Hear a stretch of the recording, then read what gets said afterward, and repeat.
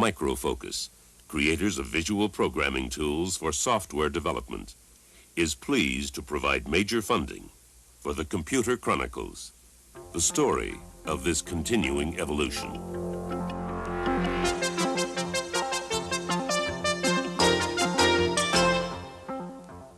Welcome to the Computer Chronicles. I'm Stewart Cheifet, and this is Herb Lechner sitting in this week for Gary Kildall.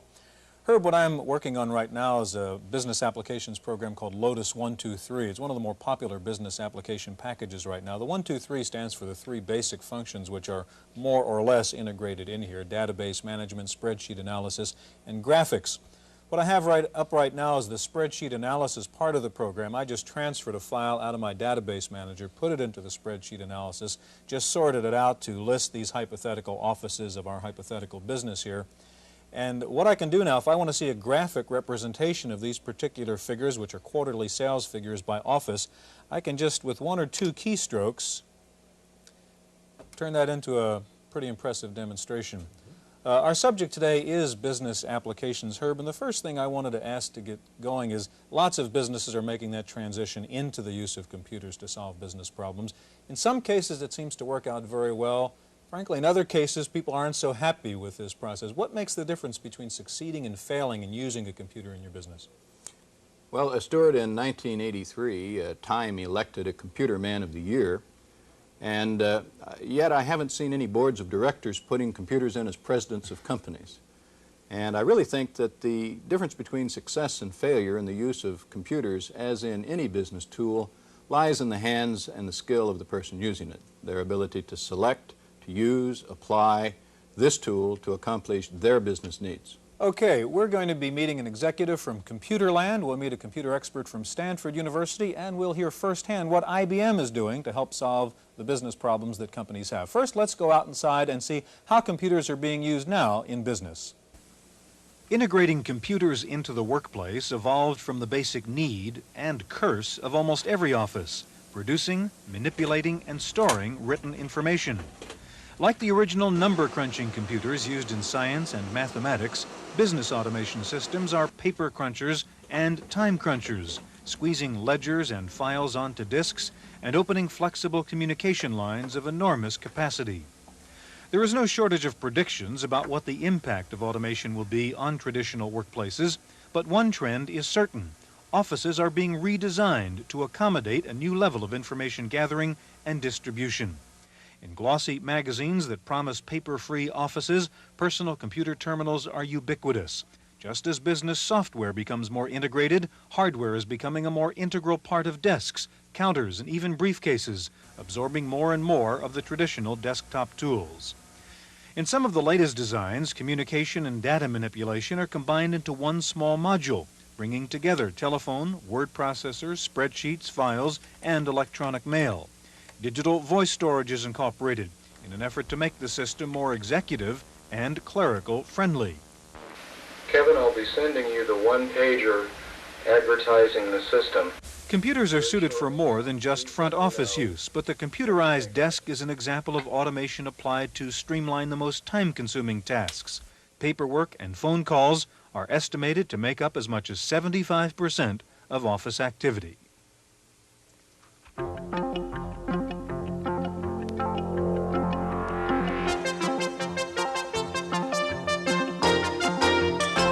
Computerland is the biggest computer retail chain in the country with about 600 stores now, and we have the Vice President for Products, Chuck Kinch, from Computerland with us. And next to Chuck is Stewart Regis, Assistant Chairman of the Computer Science Division at Stanford, and Stewart is an expert in office automation systems. Herb? Chuck, why don't you start us off today by telling us what are the popular business applications? Well, the tendency is more towards horizontal type packages more than vertical, with the emphasis being at the moment on integrated packages like SuperCalc 3 or Lotus 123 that involve some portion of a number of types of packages like word processing, decision support, and database. Is it the integration that seems to be the popular thing, or the packages themselves? The integration seems to be the popular thing. That's supported by the fact that there's more than one very popular package. And tell us exactly what you mean when you talk about horizontal emphasis. Okay. A horizontal package is a package that could be used by a wide variety of business people. For example, word processing is what we would consider to be a horizontal application. It could be used by a doctor, a lawyer, a business person, a bakery owner could use word processing, whereas architectural design assistance is a very vertical package. It could only be sold to and used by architects. Right. The people that you're dealing mostly with, are they large computer users or small computer users? Who do you see when they come for packages? Our two biggest customers are the Fortune 1000 corporations and small business. I see. Stewart, is it fair to say that any business is a subject for computerization, or are there certain kinds of businesses, certain kinds of companies that are really better off doing business the old-fashioned way and not going into computers? Well, I think people have gotten a little bit too much into the computer bandwagon. I mean, nowadays, if something's wrong, it seems to be buy computers. That's the solution.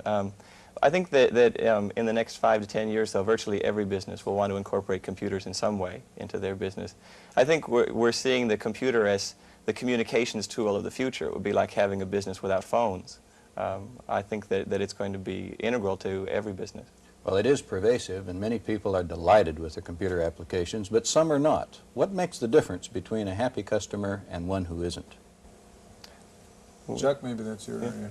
Is that one for me? That's a tough one. Okay. One thing that we found is true is that if the customer is poorly organized to begin with and the systems just generally aren't working at all, the computer isn't going to help.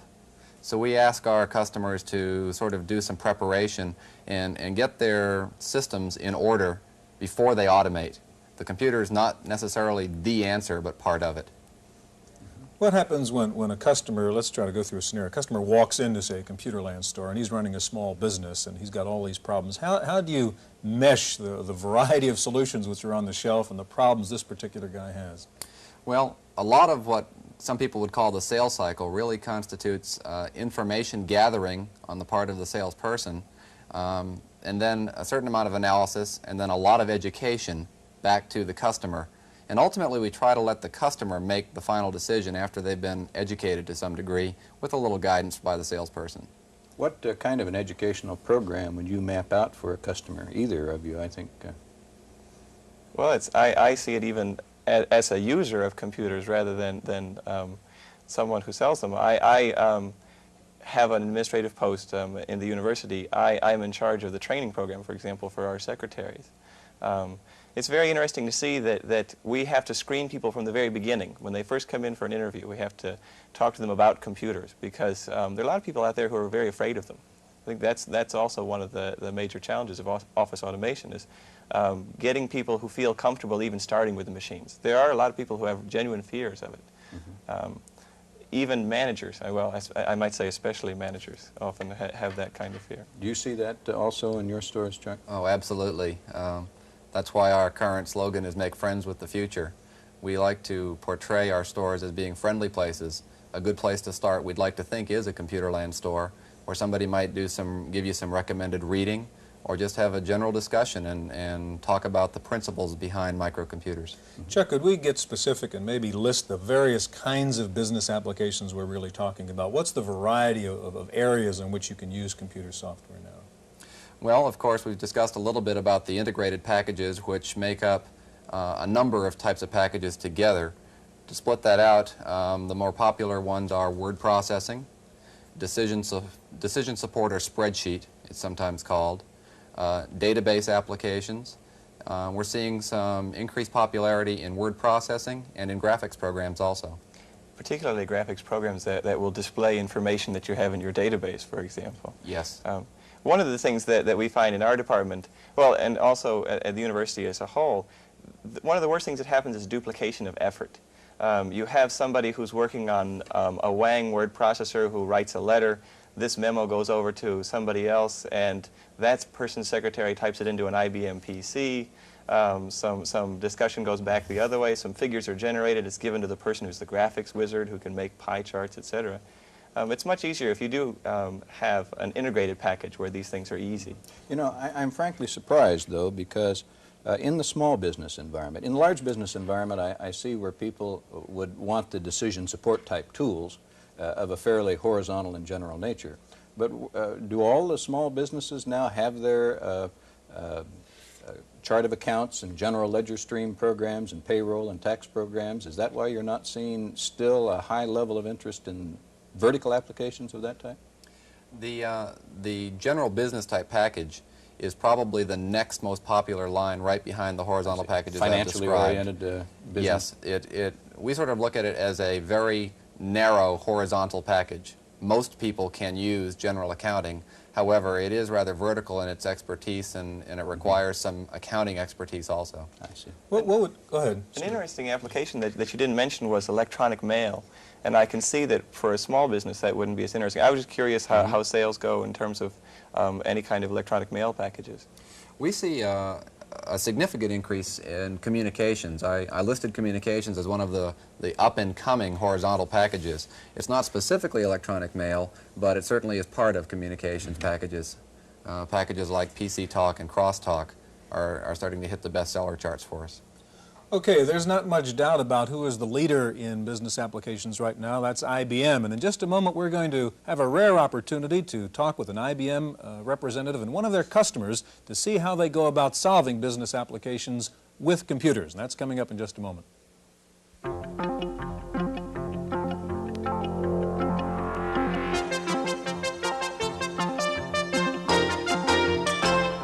Joining us now is Bill Blackmer. Bill is the manager for productivity systems at Levi Strauss here in San Francisco. And next to Bill is Dan Carroll. Dan is a regional marketing representative with IBM and a specialist in office systems.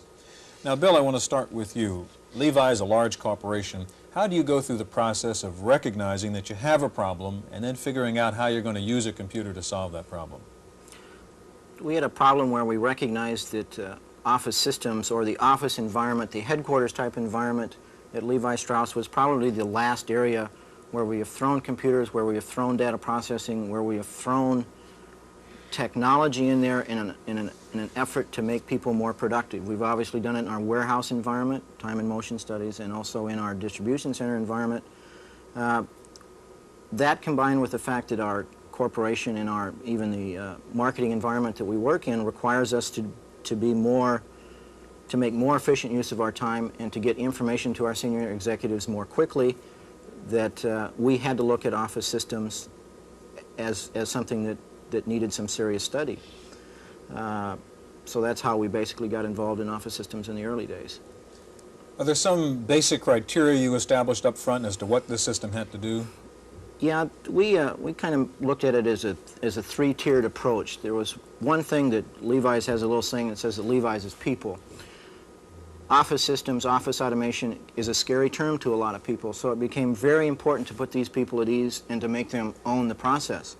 So office automation, we involved the people that were involved in office automation in the early stages, which were largely word processing, secretaries in the decision-making process. We wanted them to feel comfortable with what they were getting, we wanted them to know why, and we kind of wanted them to own the decision because they are the basis and the backbone of our decision. So people was important to us. The second thing was integration. We needed an environment where our secretaries and our middle managers in Dallas could talk to New York, could talk to London, whatever our cases, or whatever the case might be that you'd want to get into. So we needed an integrated system that could work off our communications network and off our mainframe. The third area that was important was something we call planning. Office automation and systems tends to start off with the idea that the secretary is the resource. Well, it does not take a person very long to realize that you have to deal with middle managers, that you have to even deal with senior executives to get information flow out of your corporate databases to those environments to make decisions. So we call it people, we call it integration, and we call it planning. But people is important. Dan, how does IBM go about supporting a customer who, like Levi's, recognizes they have a problem and want to do something about it? Well, once we have the chance to sit down with a customer like Bill, we try to pursue two directions at the same time. First, we try to take advantage of the host databases and networks that may be installed at that customer. And then secondly, because each customer at the end user level in the office tends to be different, we try to understand the proportions of 6 types of workers that are typically found in a white-collar workforce in our customers. Those types are the manager or the business professional, the data processing professional, the engineering or scientific professional, an office or text worker, a commercial worker, somebody who might be involved with a cash register or other information gathering equipment, and finally the production worker, the folks that we all know and love in the factory who may be operating machines which can collect information for the database. Okay, Bill, we have up on the computer here something called Profs, which you've just installed at Levi from IBM. Tell us what it is and give us a demonstration. PROF stands for Professional Office System. What it is a beginning of an office systems plan, and this is basically a small part of it, which allows you to schedule appointments, set up the beginnings of electronic mail, just a little personal communications between your people where you don't spend a lot of time in telephone tag or writing messages and things, to take the power of the computer and make it do a little bit more. Okay, show us, for example, how using Profs you would schedule a meeting between yourself and somebody else at your company. Okay, real quickly, obviously what we have up here on the screen is on the left side is an identification for a specific key called PF1 through 5 here and what it does. This is a menu specifically customized to Levi's. We know our environment best, and that was the nice thing about the package is we could get as specific for our environment as we want to. So we want to schedule an appointment here. So we hit PF1, which says I want you to go out there and pull in that part of the system that calls for scheduling appointments. Here it comes back. I happen to be the one logged on, so it's looking for me. It's telling me today. And like I said, and this gives us a series of options that deal with scheduling. So you want to schedule a meeting. So let's hit what it calls there, which is the PF7 key. And once again, now it's going out here and loading this thing in. Just as an example, let's schedule a meeting for Monday, sometime on Monday, for, what would you like, 2 hours? Let's 2 hours? A 2-hour block. Let's get me involved in this meeting this time. So we'll try to set up a meeting between you and somebody else at Levi. Right. A lady that needs no introduction at Levi's.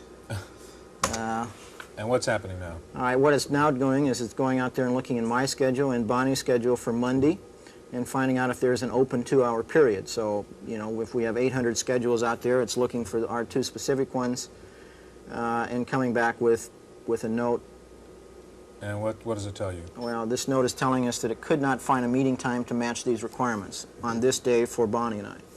Okay, so you didn't have a 2-hour block, or she didn't have a 2-hour block free? That's correct. In this case, we know that I don't have a 2-hour block free. Okay, now let's try to schedule, say, a shorter meeting, see if it could find a shorter period of time for you two to get together. Sure. Go back once again. It always throws you back to the menu so that you do your best not to get lost. So we'll schedule a meeting again, the PF7 key. And the time is, you're in fact plugged into a mainframe here, aren't you?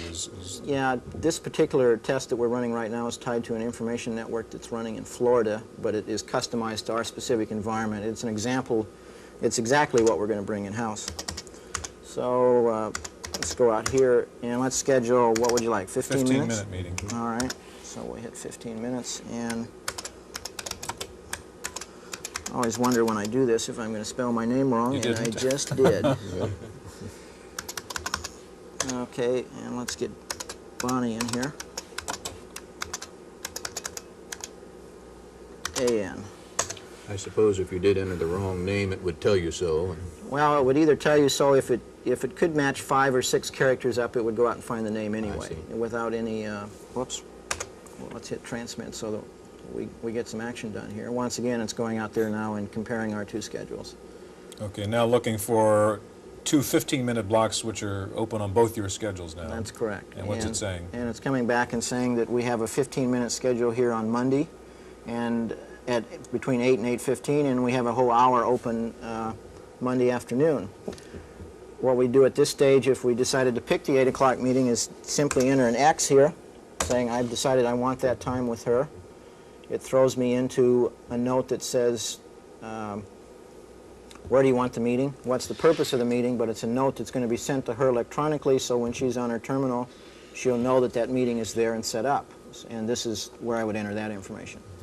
Okay, Dan, is this typical of the kind of problem solving you might take in any other corporate client? Oh, very much so. We, in fact, use a system like this internally within IBM. I got the note to come here today on a terminal just like that. And it's very much an iterative process of postulating a requirement for productivity, trying a solution, seeing if it works, and if so, expanding and replicating it throughout an organization. First question that comes to mind when you see it, I mean, it's very impressive what it does. It's got to cost a lot of money to put a system like this in. Is it really worth saving the trouble of making the phone call to Bonnie and saying, when are you free on Monday? Bill, maybe you could speak to that better than I. I always get the hard ones. I think when you get into the office environment, you're not really talking automation in the traditional sense, where you get out there and you say, if I could only do that 5% faster or type 10 more pages. Automation's a bad term for the office, because if increased productivity equals the fact that what you do is type 10 more letters, spend 15 more minutes in a telephone call or something like that, you wake up with a view that I know a 4-year-old who was in a truly automated office and asked, what do you do? What does your father do? He said, well, he types and he looks in files and he does some things on the terminal. Well, sure, I do those things, but that's not really my job. So productivity means making your job easier to do business work, not office work. Gentlemen, we're out of time. Thanks very much for being here, and thank you for joining us on this edition of the Computer Chronicles.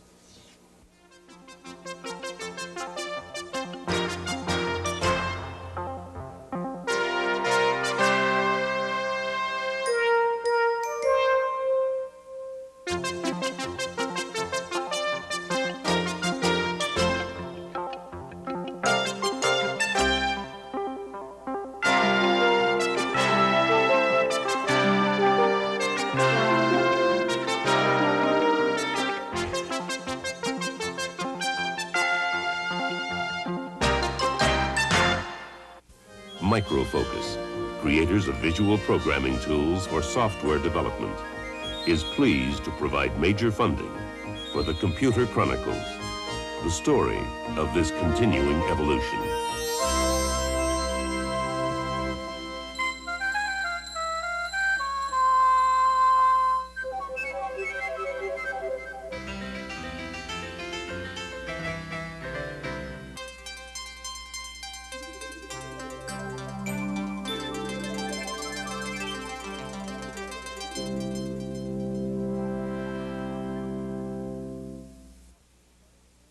Random Access is made possible by a grant from Popular Computing, a McGraw-Hill magazine. In the Random Access file this week, Macintosh. What else can one say? If people weren't talking about the Mac itself, they were talking about the Mac commercial. In any event, the long-awaited Macintosh is now on the market amidst an incredible amount of hoopla. Early reports from dealers indicate what is described as tremendous consumer response. Early readings from dealers also indicate some concern over Apple's plan to sell Macs to universities at nearly 60% off. The dealers fear an active cut-price secondary market, with students buying Macs for $1,000 and selling them at a profit and still undercutting dealers by about half. Apple Chairman Steve Jobs talked about the new Mac during its unveiling earlier this week. And what's so exciting about Macintosh is, while Lisa pioneered this amazing technology, this amazing software technology that makes this possible, with Macintosh we've been able to take that software technology and pull it down into a price range that's going to be affordable not just to the corporation, as Lisa is, but to the individual. The Mac is basically a mini Lisa with a 32-bit microprocessor, one built-in 3.5-inch microfloppy, a mouse, and a 9-inch black and white monitor. The retail price is $2,500, and most analysts are saying that the success of the Macintosh is critical to Apple's future. Most reviewers have given the Mac excellent marks. However, some say that the lack of color on the Mac may limit its appeal. Meanwhile, the Macintosh got a nice early boost when the accounting firm of Pete Marwick announced that it will buy 2,500 Macs to be carried around by its auditors for use in on-site audits. The move makes Pete Marwick the first major accounting firm to send its auditors out into the field with computers. The importance of Macintosh to Apple's future was emphasized this week as first quarter earnings reports started surfacing. Apple's net profit fell 75%. The reasons cited were slow Lisa sales, price cuts on the IIe, and heavy R&D costs related to the Macintosh. Digital Equipment reversed its drop and showed a 40% increase in earnings, by the way. and IBM reported earnings up nearly 25% during the last quarter. And a market research report released this week shows that IBM and IBM clones now have about 60% of the Office PC market. The report projected that IBM machines would have more than 70% of the market by 1989. Well, this was the week of the Macintosh. IBM reported the start of volume shipments of the PC Junior this week. However, there were questions as to what volume really meant, as IBM warned that supplies would be limited. There were rumors that IBM was having problems due to parts shortages, but IBM said absolutely not. Last week, IBM announced the availability of a Unix system for the IBM PC. Now, AT&T and Digital Research have announced a deal to jointly develop and distribute software based on AT&T's Unix operating system. Digital's president and CEO, by the way, is Gary Kildall, host of the Computer Chronicles. While Apple this week was singing the virtues of its new 32-bit Macintosh, giant Hewlett-Packard announced that it was dropping plans to market a 32-bit computer. HP said instead it will concentrate on a new breakthrough product for release in 1985. Gene Amdahl's Trilogy computer ran into problems this week as Trilogy announced a delay in shipments of its new supercomputer. There were reportedly problems with the first prototype chips. Trilogy is developing 2.5-inch square wafer chips that will replace as many as 100 conventional chips. Apparently, the prototype chip had problems with its metal coating, leading to shorting and overheating. Fairchild of Mountain View got slapped on the wrist this week as the Pentagon took Fairchild off its list of approved suppliers. The Defense Department said Fairchild had failed to comply with government-specified quality control standards. In the world of software, MicroPro of San Rafael announced this week that it will go public with an offering of 2.5 million shares in March. MicroPro is best known for WordStar. And a new report by a software publishers group says that software piracy in the United States is now costing the software industry $20 billion a year. Some estimates say that nearly 80% of the software in use is pirated. Finally, there was almost more interest this week in Apple's Macintosh commercial than there was in the computer itself. The $500,000 TV spot ran during last weekend's Super Bowl and caused quite a sensation. Some thinking it was absurd, some thinking it was fantastic. The popular analysis of the spot was that Apple was picturing IBM as Big Brother with Macintosh as the hero of the people. Well, we'll see. That's it for this week's Random Access. I'm Stewart Cheifet. Random Access is made possible by a grant from Popular Computing, a McGraw-Hill magazine.